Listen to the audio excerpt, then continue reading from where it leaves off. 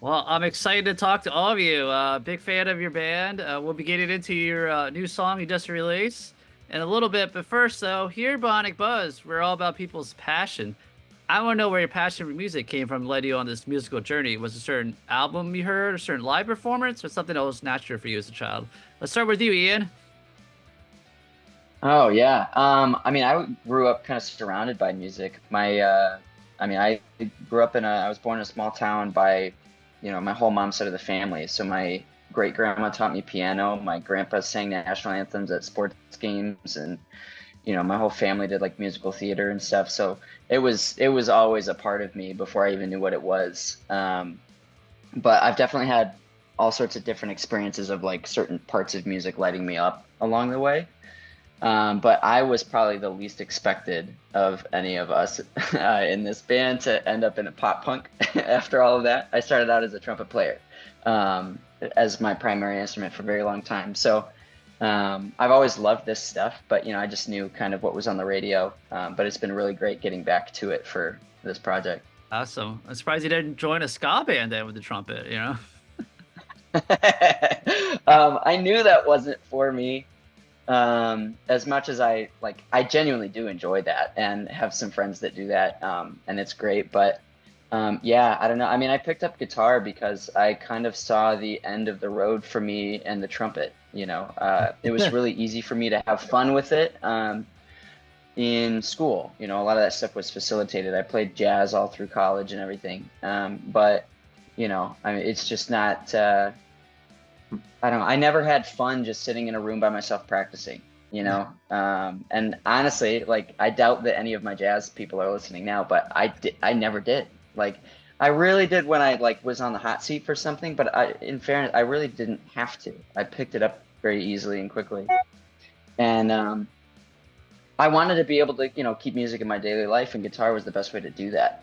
Um, After college, so here I Awesome. am. Sawyer, how about you? Yeah, I have a similar story. I grew up playing music. My dad was a musician. My mom was a musician.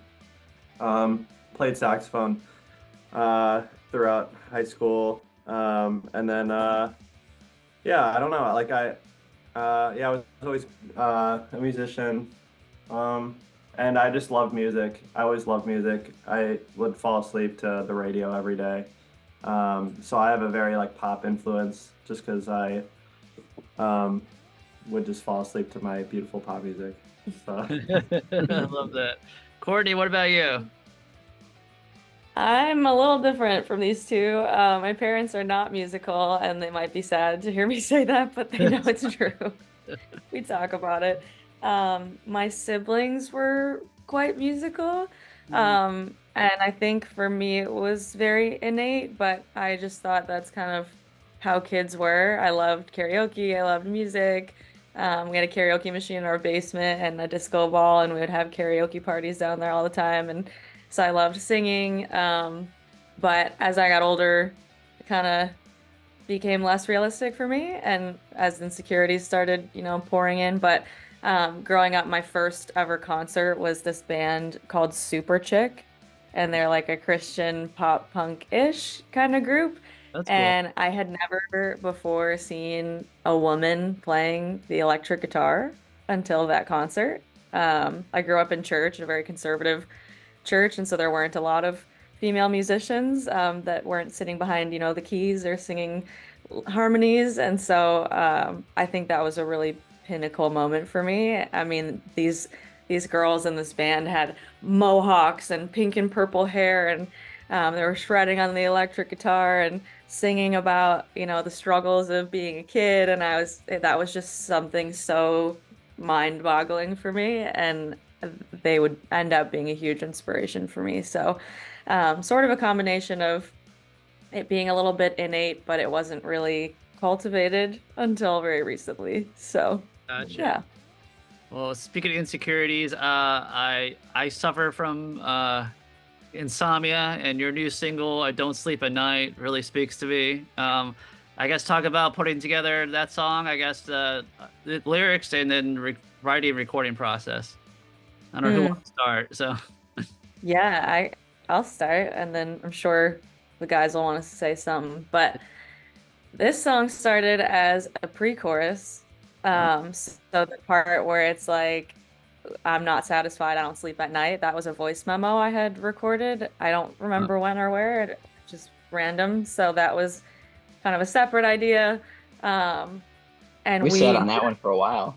yeah, we did. And that's where we built from, was that pre-chorus. And the original demo sounded similar to the final product. But yeah, I'm trying to think. That one came together so organically. Yeah. We have been wanting to go in a darker direction sonically. And so that pre-chorus vibe and that concept felt like the right song in the right place for it. nice. What were you gonna say? No, I can't remember perfectly like how we created it, but yeah, it was definitely that pre-chorus, and I feel like Ian and I built out the whole. I want to say we built the whole instrumental based off that pre-chorus, and then Courtney wrote to it, which typically doesn't happen. It's usually we have words and melodies throughout the whole song, and then we kind of build the track off that. But that one I think was all instrumental for at first, Yeah, if I remember correctly. I wanted you to be able to feel it because I'm very much a words person. Obviously, I write all the lyrics and then they help with the instrumentals. And I feel like this is the first time where we really let the music tell the story first, which I'm sure Ian will have something to say about that. Yeah.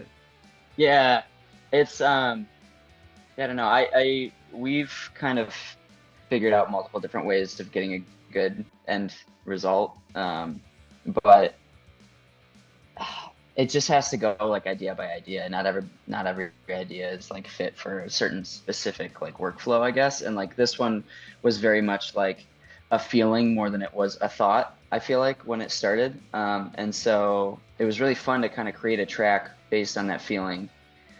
And a lot of the original demo is very much in the final song. Like we did a few songs working with Dan Swank, the producer of the song, and he sort of changed he elevated the chorus a little bit and changed the percussions around, but a lot of the mood of it definitely stayed.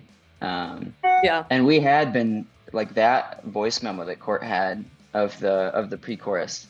We sat on it for a long time, and I knew there was something there, and it just kind of took a little while to kind of extract more out of that idea. But Yeah, for me, once we writing, did, it kind of fell into place quick. I've noticed for me with writing, a lot of the time my cat just really wants to be a part of the interview. This is Ladybug. I've noticed that, so a lot of people will say, writing is my therapy, writing is how I process, and that is not true for me, I don't think. really? I, yeah, I find it really hard to write about something unless I have already processed it. And obviously there are certain things in life that, you'll continuously be processing and whatnot, but if if I don't feel like I've worked through it, it's hard for me to write about, or I feel like maybe I don't have all the pieces there. Like it's just not how I process. It's how I kind of like put a bow on things, I suppose, if you ever can. Yeah, like get rid of it. Yeah, it's like my final like I'm letting this go. So by the time I write a song, usually I don't feel that way anymore. And so the song, I mean, I'm grateful to say it affects me less these days, but when I wrote it and the feeling behind it, and I know Ian can relate too, I had so much trouble falling asleep. Mhm. And I didn't like sleeping because I have really bad dreams. And so I wouldn't want to sleep. Like I didn't even want to. I was like, I wish I could just, like, my head would hit the pillow, he would conk out, and I would just wish that it was morning. I just didn't like the nighttime. I didn't like being alone. I didn't like sleeping. I didn't like having bad dreams.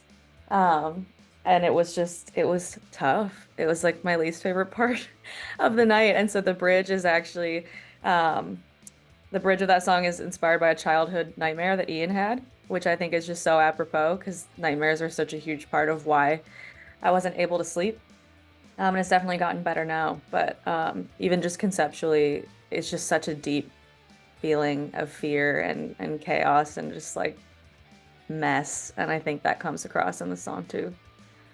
Well, it's a beautiful song. I love it. I mean, speaking of beautiful songs, Are We Having Fun Yet? It's great.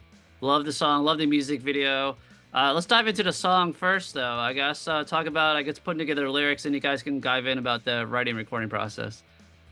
That was a wild one. That one came together super quickly as well. And that one was not an idea beforehand. Okay. So there was no voice memo, there was no concept. We were working, actually, I think we were writing I Don't Sleep at Night in preparation for a session in LA where we were going to make two songs. And we were just wrapping up some demos and it was getting pretty late. And at that time, we were kind of in a tough spot as a band and as friends.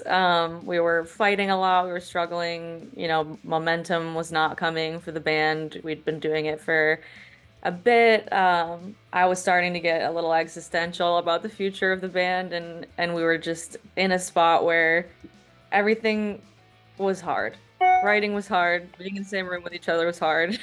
Spending money to be in a band was hard. It was hard to see the future, hard to be motivated to keep going. And so we were just kind of going through the motions, I suppose, and we had looked at each other before that writing session with ourselves and had kind of decided like, okay, we have two sessions for the rest of the year. We're going to LA to make a couple songs. We're going to Nashville. We got to write some demos. The producer's going to pick. We're going to make them. If nothing happens from these next 5 songs, we tried. Let's hang it up. We already had put the non-refundable deposits down on all these sessions, or I feel like we might have canceled some. I mean, we were in a really bad spot. And so we were wrapping up the demo of I Don't Sleep at Night, thinking that we would work on that in LA for this session. And it was kind of, you know, winding down. It was the end of the night. We were all tired. It was probably like midnight, and our flight was early, and I probably still hadn't packed yet. And so I was like, I know that we haven't done this in a while, but I just had this idea pop into my head, and I hear it really well. I was like, I'm hearing a chorus, and I know all the words, and I'm hearing a guitar part. Like, can I sing you this guitar part, and can you play it? And it all just sort of like all the feeling of uncertainty and frustration and being fucking exhausted. Like it was just all was so raw in that moment that it just kind of like tumbled out. And like I said, I don't usually write until I've worked through something. But I just think in that moment I realized that it was the feelings in that song are something that I will always struggle with in many different areas. And so I think that was like an epiphany for me where I was like, I'm probably never going to actually process this. So I'm going to write these questions down so that I can maybe forget about them for a bit. Or I also was kind of curious if like the guys were feeling the same way with the emotions in the song. So I wrote the words to the chorus. The words of the melody kind of just popped into my head at once. And then I was trying to convey what I heard the guitar parts as in my head. I don't play guitar, so I was just kind of doing a lot of, can you play like something like that? And then Ian would do it. So the beginning, it would like the intro of the song, what you hear is actually the first time I showed them the idea. So like I had the lyrics written down, I showed Ian the words, and I was like, here, let's just like get a scratch down. And so I like laid down a scratch, and that was the first time that any part of that song had ever been sung out loud. And so it was just kind of crazy how quickly that one came together. I think we were all just really going through it. So it came really naturally. Wow, that's cool. You guys want to try? Yeah, it literally. Oh yeah, it really the whole thing kind of unfolded like literally the night. Wow. Or the early hours of the morning that we left for that session that we worked on it at, which was crazy. And I just remember too, like really kind of feeling for the first time a connection to a song lyrically of ours, because like obviously like there's themes definitely in like every song that we have that are kind of universal. And I think a lot of people can relate to, at least if they're being honest with themselves. Like Court writes about really real feelings, and so like I've always definitely been able to like find ways of relating to songs, but like I think just sort of the immediacy of how fast that came together and where I knew it was coming from, like it was the first time that I really fully felt like, wow, okay, this is my song too, like in a lyrical way. Yeah. And so it was funny because we maybe we'll talk about this song too, but we were there, we knew that we were gonna do One More Night, and that song was kind of getting a lot of the focus, I think, from like TikTok and stuff at the time, but I think all of us were really like, are we having fun yet? Is like, that's where we're at. Like, this is meaningful. It's, you know, and Kevin was so fun to work with on that song too, because Producer. he, yeah, the producer, Kevin McCombs, like he heard the demo and immediately had this like vision in his head that he wanted to get out. And so he just asked us at the beginning to trust him with it. And really, he took us on a journey with it. Love that song. Yeah, it was crazy. Like that's probably the least amount of time that we've had to sit with a demo before it got finished. It was awesome. And we actually recorded, so for Are We Having Fun Yet and One More Night, it was the first time we had live tracked or tracked drums, like real drums. Oh. And we also used real guitar amps and like reamped all the guitars, and we had never done that before. So I mean from start to finish, it was just like a new experience. Very cool. Awesome. Well, I think the music video kind of shows for it because you guys are watching yourselves performing yet. So I could see how the whole backstory of you guys, you know, almost hanging up, you know, kind of goes into the music video. Yeah, absolutely. That was definitely the concept, and sort of wrestling with the question of, you know, it's really fun to be in a band. It's also really hard. Yeah. And maybe easier if we just supported other bands and just went to shows. And like maybe it's more fun to watch other people do it and let other people do the hard work. Is it really worth us doing it? Do we need to do it?